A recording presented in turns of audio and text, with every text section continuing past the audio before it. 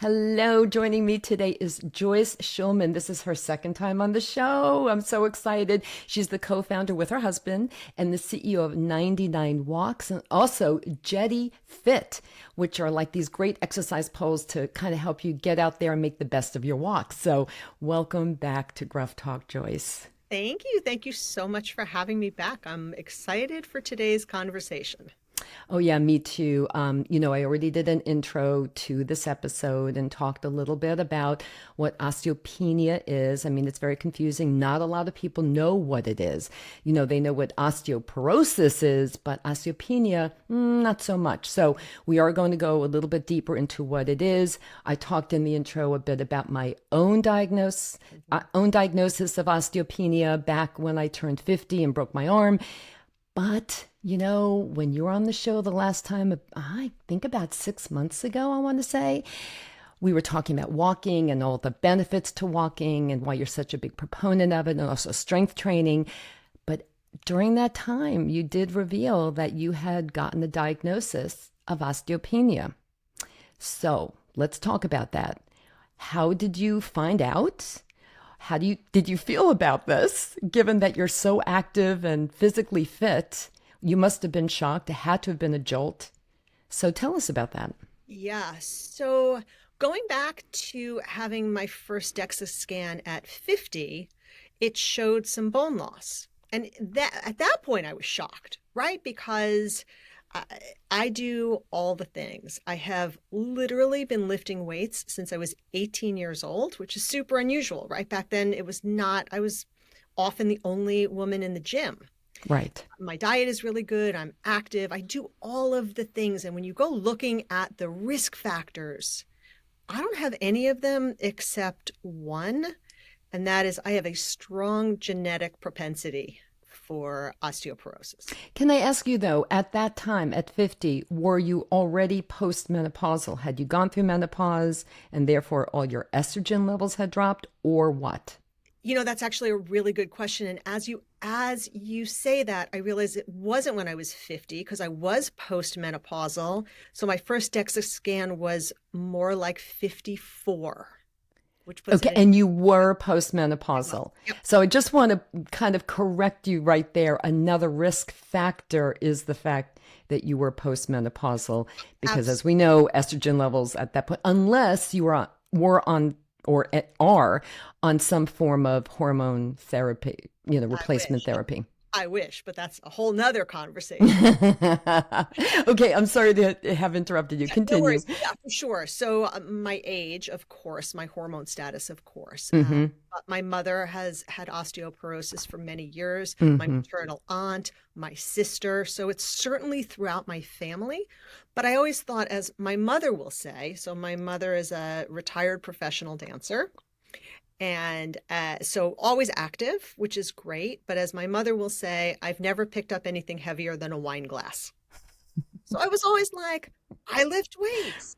I'm going to be fine. Right, you'll do things differently. Mm-hmm. Do things differently. So when I had the first DEXA scan and it showed some bone loss, I was really surprised and a little bit knocked. And I spoke with my gynecologist and she said, and I remember it so clearly, she said, don't worry about it. Everyone has this. It's nothing to worry about. You're better than most people. So don't worry about it. And again, she said that based on looking at your numbers. Yep, on my DEXA scan numbers. Okay. Mm-hmm. So honestly, I didn't think about it. And 3 years later, I went back for a follow-up. Should have been 2 years probably, but I blame COVID. So 3 years later, but it wasn't something that I was, frankly, Barbara, like taking really seriously because Right.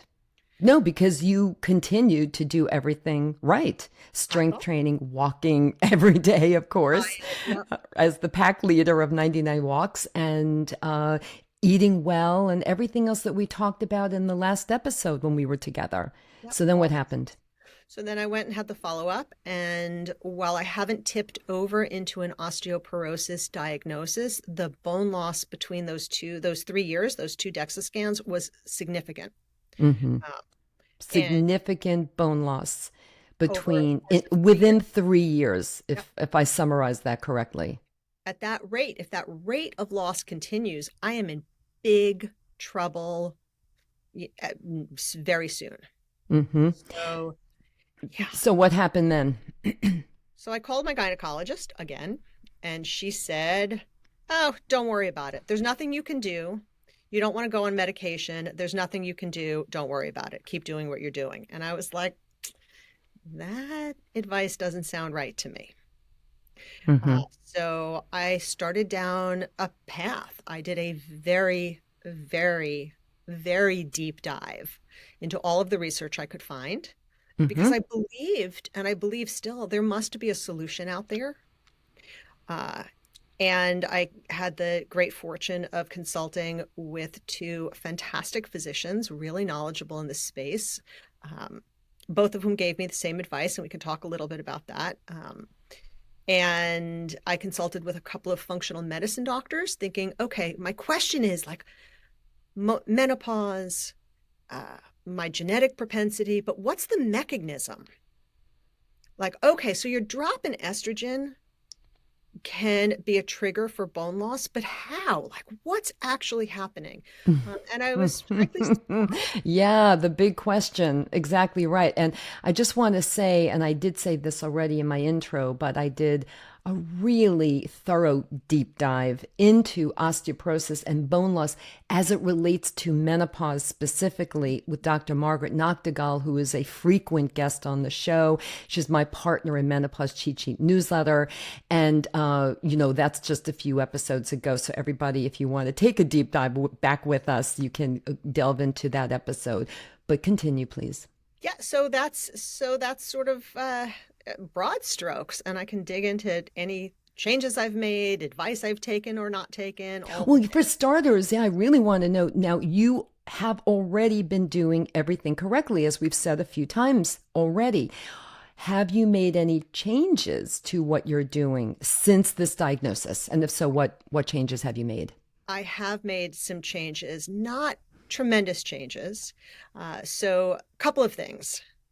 I have added ruck walking to my walking. Rucking is walking with a weighted pack. We actually, in my company, we designed one because there wasn't one that fit me comfortably. But I believe that building strength and building bone strength takes certain kinds of effort, right? So it seems to me, and there's some very preliminary research out there, so I can't cite any specific research, right? But it seems to me that it makes sense, and I'm walking anyway. So if I can up the ante on that, I'm going to do it. So, Right, that's a great. Is it like a backpack? This is yeah, fascinating to me. yeah, it's a backpack with it's starting with only 9 pounds because a Hmm. lot of women are not accustomed to that. I currently walk 2 or 3 times a week with a 20-pound pack. All on your back. So you have to really be very cognizant. And that's also helping your core because you want to maintain your posture as you're doing this. That's a great idea. Did you say it's called rucking or rocking?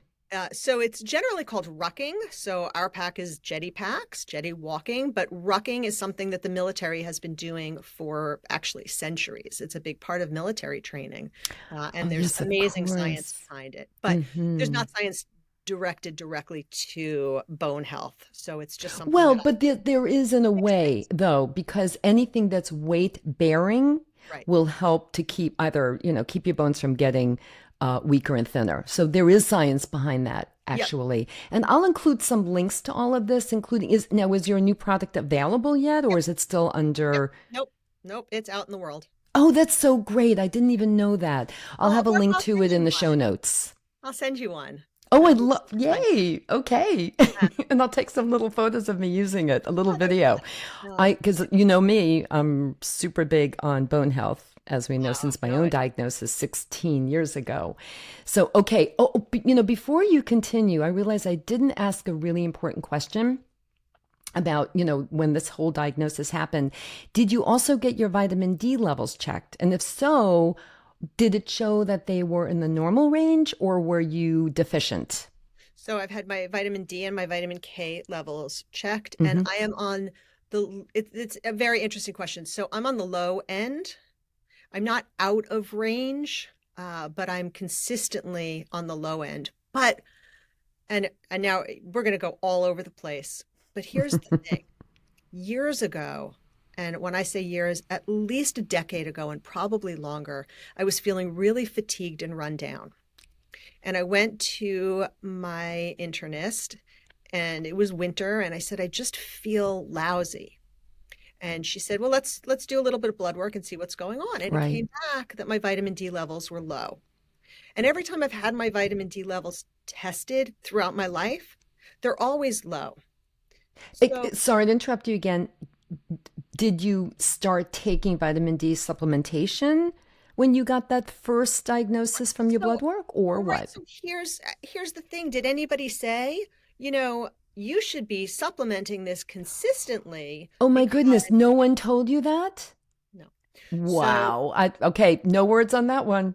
Okay, right? So the continue. advice Wow, I got that's a big, not good, not good. not good. So the advice I got around that was I live in New York, and in winter we're not out a lot. So maybe you want to supplement a little bit during the winter season. So I did for, a couple of weeks, couple of months, and then I started to physically feel better, and I stopped, and that was the end of it. So this goes to something that you and I spoke about very briefly this week in preparation for this call, which is around why aren't we giving younger people better advice with this long-term view? Yeah, So, I'd like to just say a quick word about that. The Bone Health and Osteoporosis Foundation, as you know, I'm on the board. I have been for 9 years, going on 10 years now. Um, excuse me. They did a study a few years back called, focusing on the peak bone mass. And what that is we now know, and it's scientifically backed and proven, that our bones are at their most dense and at their best when we're in our late 20s to maybe 31, 32. Then, with each passing year, no matter who you are, what you're going through in your life, what your health issues are, you lose bone density a little bit at a time. Now, for women, when you hit perimenopause, go through menopause, and then you're postmenopausal, well, obviously that accelerates dramatically. Men still get osteoporosis as well. So don't think they don't, they do. And, osteoporosis or bone loss to result in osteopenia can also be caused by, as you pointed out, genetics, not only because you're an older woman who's gone through menopause, but also if you're on certain medications, for other health issues or health issues themselves, like any gastro issues can also have an impact on your bone health. So there's a lot of other things at play that we don't always take into consideration when we're thinking about our bone health. But getting back to the peak bone mass, so absolutely, Joyce, we should be, every single pediatrician in the world should be talking to the parents and the kids about the importance of keeping their bones strong early in life so that when they hit that age, they're really super strong, because the stronger your bones are at that age, when you're at peak bone mass time, then the better they will be set up for when you get older. That is scientifically proven. So I agree with you. Now, the good news is that the Bone Health and Osteoporosis Foundation did a huge reevaluation of our mission and everything else that we've been doing. And about 3 years ago, I want to say, we really turned things around. First of all, we renamed it, now calling it the Bone Health and Osteoporosis Foundation. So we're not just talking about managing and treating bone loss, but preventing bone loss. And we are reaching out to younger people, to young men and women, to people in sports, to people who dance, so that they get their bones ready. But, it's a lot of work, takes a lot of money, takes a lot of programs to get the word out there. And the truth is, this is the truth, Joyce. Osteoporosis and any kind of bone loss has a major PR problem, because totally. everyone thinks it's an old lady's disease. I know. And that's really where it still is. So I'm Infuriating. doing everything I can in my little way, having podcast episodes, writing about it. I wrote a cover story recently for AARP, the magazine, about bone health back in the January issue. We have a New York City Marathon team, to raise awareness and money for BHOF and for bone health. But we need more voices. So I think the silver lining here, there's a lot of silver linings here with your diagnosis. One is you're doing even more and you're trying to find out what else can you be doing for yourself to keep your bones where they are. You're not going to really reverse this too easily, but you can hopefully prevent it from going to that next train stop of osteoporosis, right? And then the other good news is you're clearly taking this seriously, that I think you're going to want to spend some time talking about it publicly to help raise awareness. Yeah, absolutely. Absolutely. I think so much education and as you say, a PR problem around it. And I think part of the challenge for me and perhaps for other women in my shoes is there's no clear path and there's no easy answer. So for me to figure out the plan that I decided to take, at least for the moment, required a whole lot of cobbling together things that I learned. So I talked a little bit about rucking, but let me run through a couple of the other Oh, yes, changes that please. I What made. else? What else are you doing now? So I've added jump rope to my routine. I now jump rope, and it's always been something I did from time to time, but it's now truly something I do at least 3 times a week. Mm-hmm. And while I've always lifted weights, I had a back injury a few years ago, so I had really backed off heavy squatting and heavy overhead. So I'm rebuilding my squat practice and my overhead Olympic weightlifting process. Mm-hmm. So that's sort of on the exercise front, right? So those are the things that I'm leaning into from an exercise standpoint, in addition to everything that I've always done. And then from a nutrition standpoint, I consulted with a functional medicine doctor to explore supplementation and that sort of thing. That did not go well. Um, Can you expand on that? Sure. So I feel without a whole, and I was in, right, because there's some really interesting research around some specific supplements that seem to be really supportive of bone health. And looking at these different pathways, right? Why is it that menopause is a trigger? Why is it that I'm genetically predisposed? All of those things. Right. So within, I would say 6 or 8 weeks, he had me taking 12 different supplements every day, Wow. which even from a logistical standpoint, it's a little hard to choke down. But then my primary care physician, who I adore, sent me off for some blood work, and my kidneys were like, hold the phone, like this is too much. So my Yeah. kidney function was suffering as a result. So that path, I really dialed back and kind of frankly lost confidence in that path. Did you So stick with the vitamin D though? yep, vitamin D, vitamin K. Yeah. Yeah. I do the combo also. Yeah, Mm-hmm. magnesium. I'm a Mm-hmm. believer in magnesium. I'm not taking as much as that guy had recommended, but I am regularly taking some magnesium Mm-hmm. and a few other supplements, but much dialed back.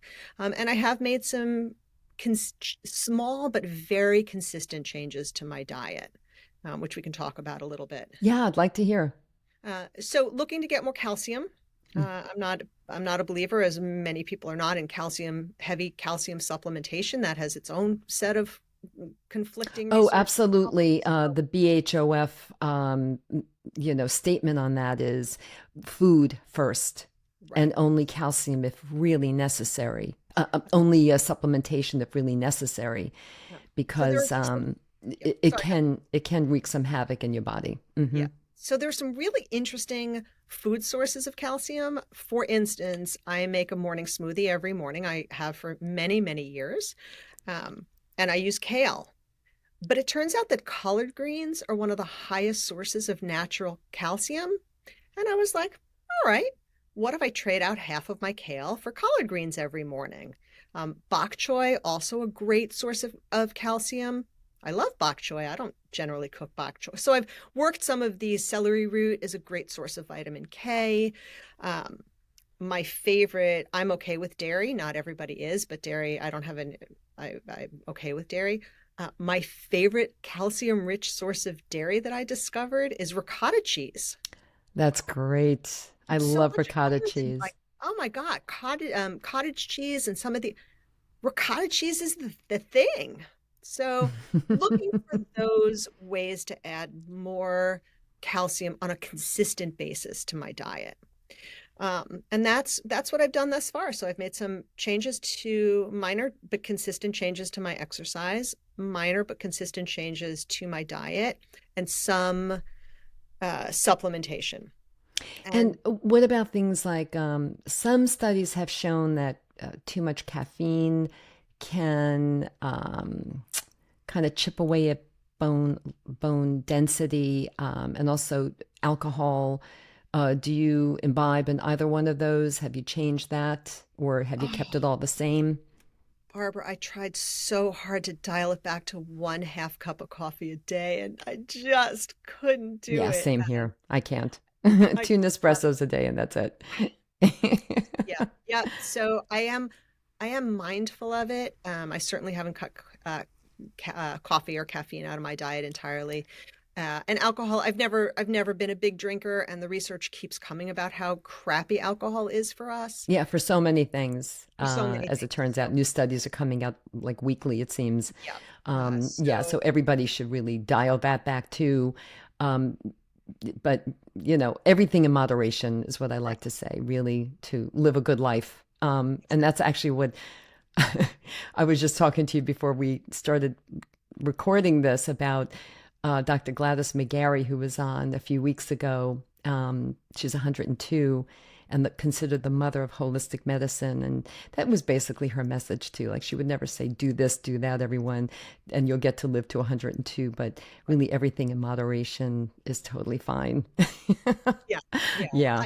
I Wow. So believe. this is an incredible diagnosis because, for me, possibly for you, for me, it was life changing because it also happened at 50. You were a little past 50. I was at 50, which was a time of like, what do I do? Like there were so many questions in my life about what is going to happen next to me with my body, heart, mind, and soul, and everything, and my life in general. And so, it was life changing. And there were so many silver linings because I really believe, like with so many things in life, we could put that proverbial blanket over our heads and stay there, right? And not do anything and just kind of continue on the path you're on, not get the information, not do the research, not talk to the experts, not take their advice in some cases, don't take their advice. Of course, you need to, do what's best for you as an individual.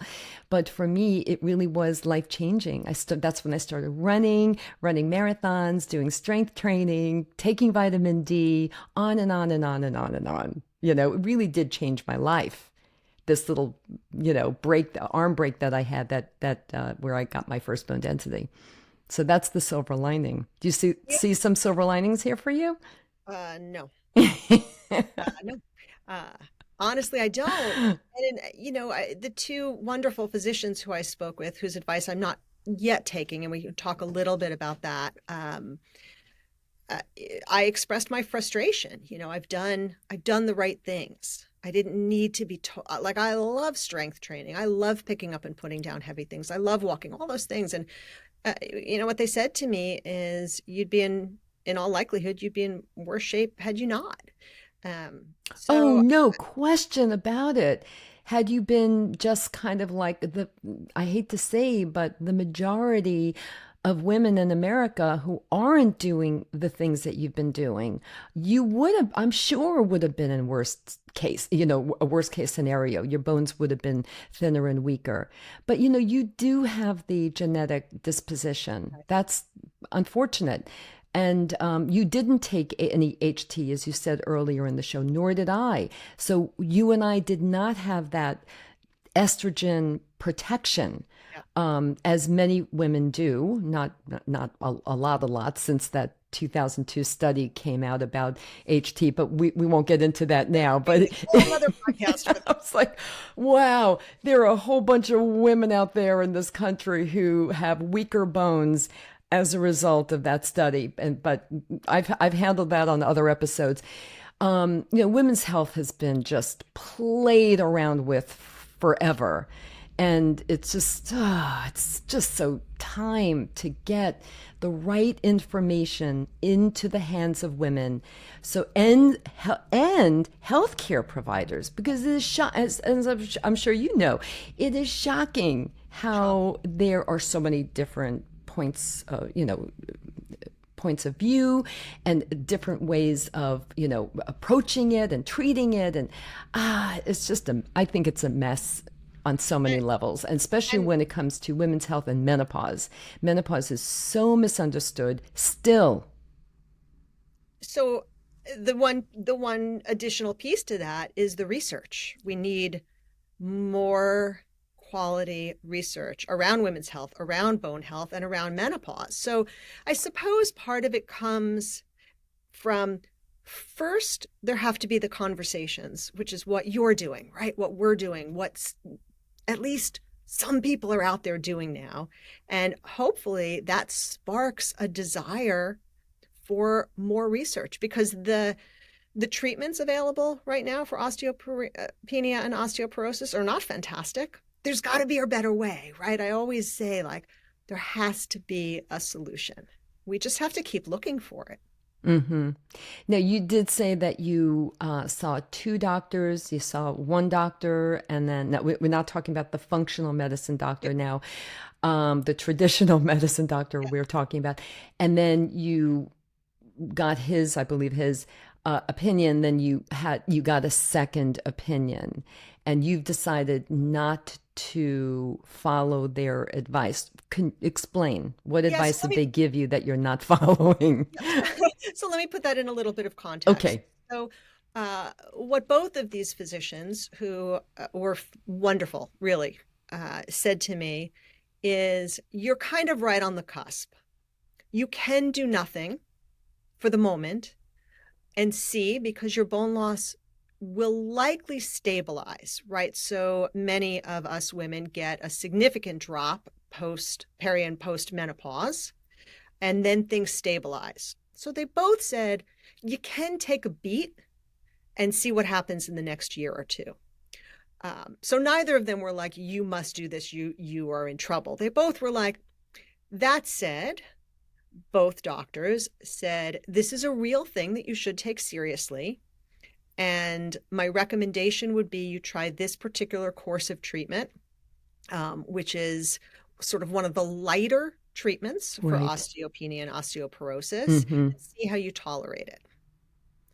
And of course, I did my research, and of course, there are side effects, as there always are. And I Absolutely. made my own sort of risk reward analysis. And what I decided is that I'm going to spend a year, maybe two, dialing up my exercise in the way we talked about, changing up my diet in the way we talked about. Oh, and I have one more thought on diet that I'm going to share, if you don't mind. Please Um, do.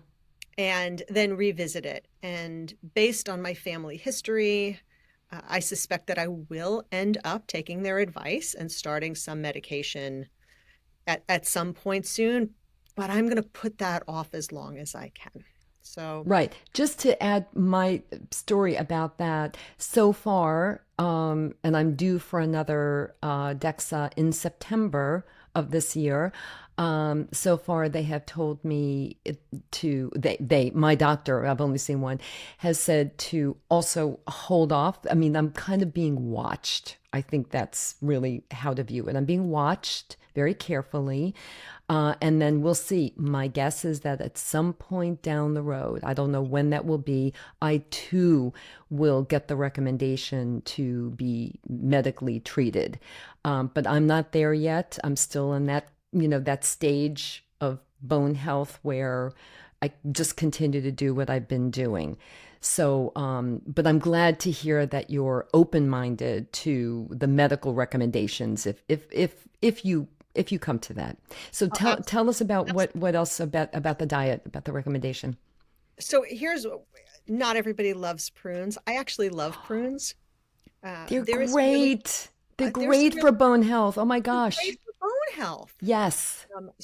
And I love them, right? Some people that's a chore, but I love them. So prunes have become one of my more regular treats. I consider them a treat because they're delicious. And How we many do talk you take a day? four. 4 a day. Okay, that is amazing because I hate to bring up a prior episode again, but Dr. Gladys McGarry, the 102-year-old, when I did ask her, like, what do you eat every day? People want to know. She eats 4 prunes a day.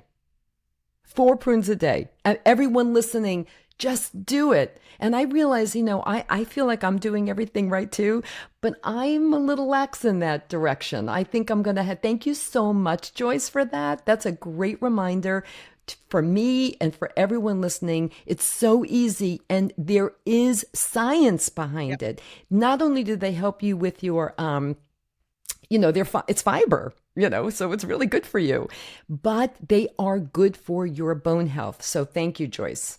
And Great idea. and people, anytime you mention prunes, you get sort of a little side eye. Like you talk about foods and things that have like a little bit of a PR Yeah, problem. right. Put it with osteoporosis, little package deal, There's PR. a solution. Eat your prunes. It's a great idea, Joyce. It's a great idea.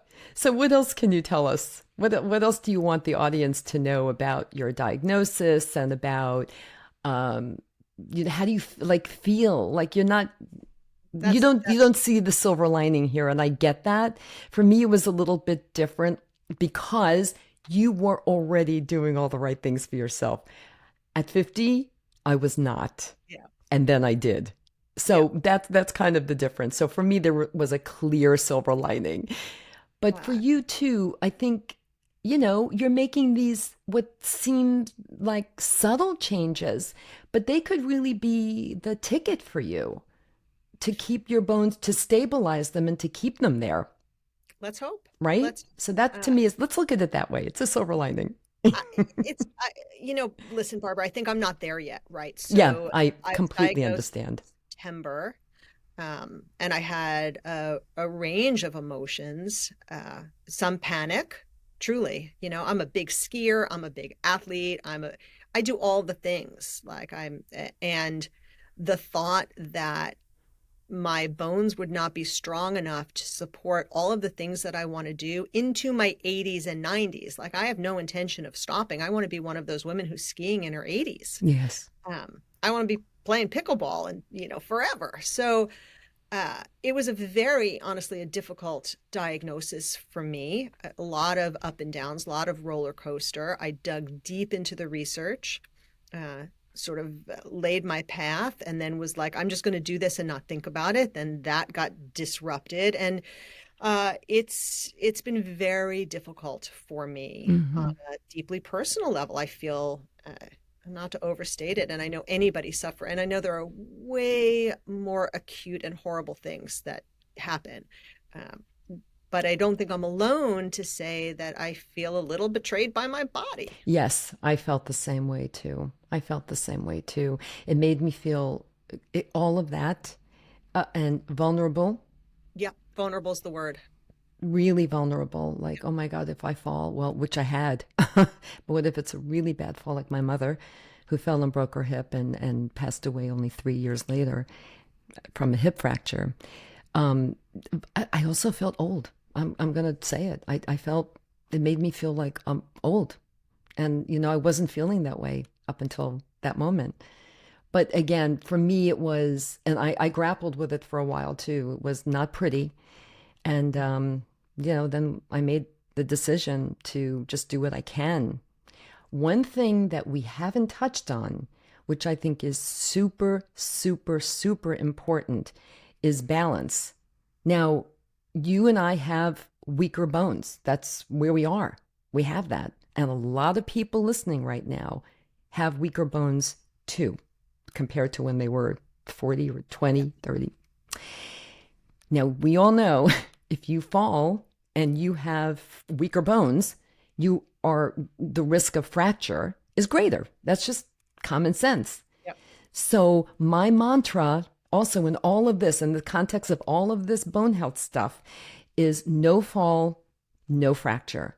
So, I do everything I can since that fall when I was 50 to not fall. So what does that entail? Not only are you and I doing all the right things, we're walking and running and strength training and resistance training and weight bearing and rucking, which I can't wait to do that, by the way. Please don't forget to send it. But I also am really big on balancing. I do intentional balance practice.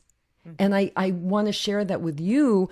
And I hope that you're doing that too, because if you're not, I want to nag you and I'm going to check in on you and see if are you balancing every day, brushing your teeth, stand on one foot, but even like, doing the airplane pose, do some yoga, Tai Chi, whatever it takes. I mean, and you can do it while you're on the phone.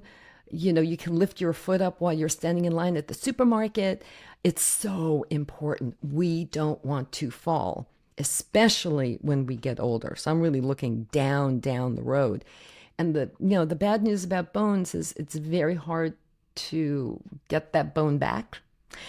But if you feel like your balance isn't so great, unless you have some really, a health issue that's causing, like vertigo, but if you can get your balance back, you can practice balance and you can get it back. It can be reversed.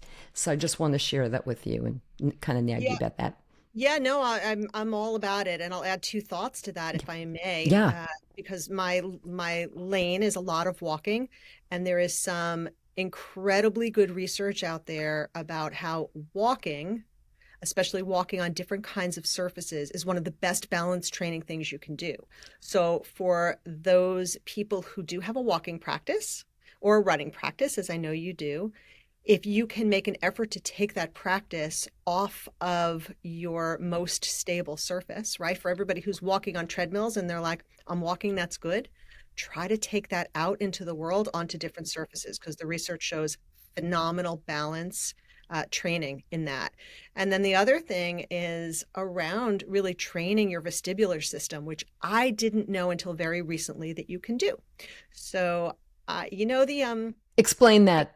Yep. So if you think back, I'll tell you my sort of personal story around this and then kind of how I came to this. But the ride at the carnivals where you sort of sit in a swing and on a swing and you all spin like this Yes. swing? It's so fun, right? So maybe 7 years ago, I was at a carnival and I was like, let's do that. And I've done that, as I was so dizzy.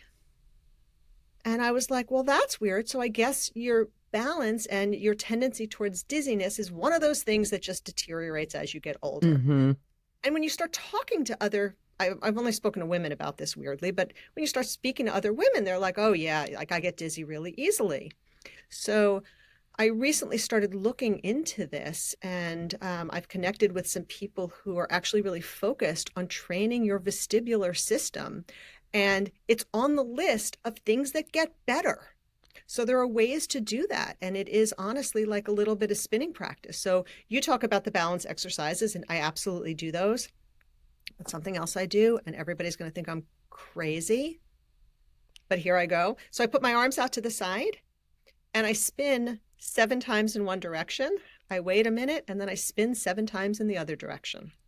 That's great. Is this part of the practice that you were talking about that was recommended to you? Or? No, I just sort of made this up. But this is I love it, Joyce. Yeah. so what I know from the research that I've seen is that you can improve your vestibular system, and now I'm just diving into how you do that. I've got to add a link to this. First of all, I need to look into that.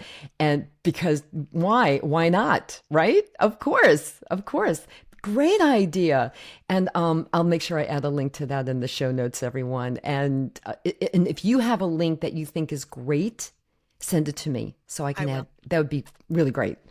Wow. Okay. So what else are you doing? Any other secrets, Joyce? Do you want to share with us? No, besides prunes and spinning in circles. Yeah. Oh, I love it. That's so fun. Okay, we covered a lot of ground. I mean, really a lot. Yeah. And what are the 3 most important things you really want the Gruff Talk audience to take away from our conversation today? This is a little bit of practice, what I preach rather than where I am right now. But, and I know you're going to jump right on this soapbox with me. It is around taking personal responsibility for your health. And I shouldn't say we, I should speak for myself. I was raised in a generation, though we're a little bit different, but my mother's generation, whatever the doctor said, that was that. You don't do your own research. You don't question medical advice, but I think we should. I think I had a doctor a million years ago in a completely different context, but it stayed with me so long. He said to me, a male doctor, this was my actually the obstetrician who delivered my son, Hmm. and he said, I wish women felt more empowered to advocate for their own health. Wow. Because when I was pregnant, I knew there was something wrong, and I raised it with the doctors, and they were like, no, no, it's fine. And I was right and they were wrong, and everything turned out just fine. But Unbelievable. what he said to me is, and he wasn't victim blaming me. I want to be really clear. He wasn't saying you should have. He was saying, I wish as a culture and a society, women were more willing to advocate for their health and more willing to listen to their bodies. So that's a huge takeaway. And the second is more conversation, like what you're doing. We all need to have these conversations. We need to have these conversations about women's health. We have to have these conversations about menopause and all of the complicated ramifications of that. We need to own that. So those are two. And the third is, I suppose, eat more prunes because they're delicious. And spin around a couple of times a day.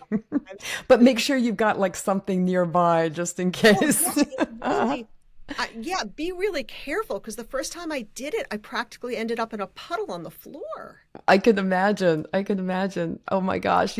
Any rides like that now really do get me dizzy. So I can't even remember the last time I was on one. So I'm going to be very curious right after we end this conversation. I'm going to do a spin around the room and see what happens. I will text you. Yeah. I should do it right now and let everyone see. All right. Oh my God. Joyce, you will come back Of because course. Anytime. I really want, and everyone else too, wants updates on you.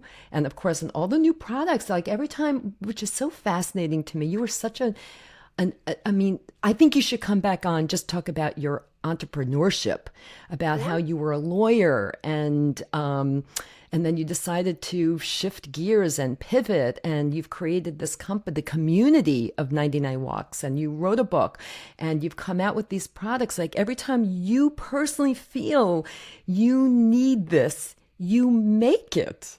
And I love that so much. So I think Love that you you should first, come back Barbara. on just to talk about, hey, everyone, if you've got an idea, don't sit on it, go for it. No matter how old you are, go for it. And I think that would be a great conversation for us to have. And then we can add Absolutely. in a little update about our bone health Perfect. And I'm spinning in circles. and spinning in circles. Okay. Thanks so much, Joyce. It was so good to see you. You as well. Thanks for having me. Talk to you soon.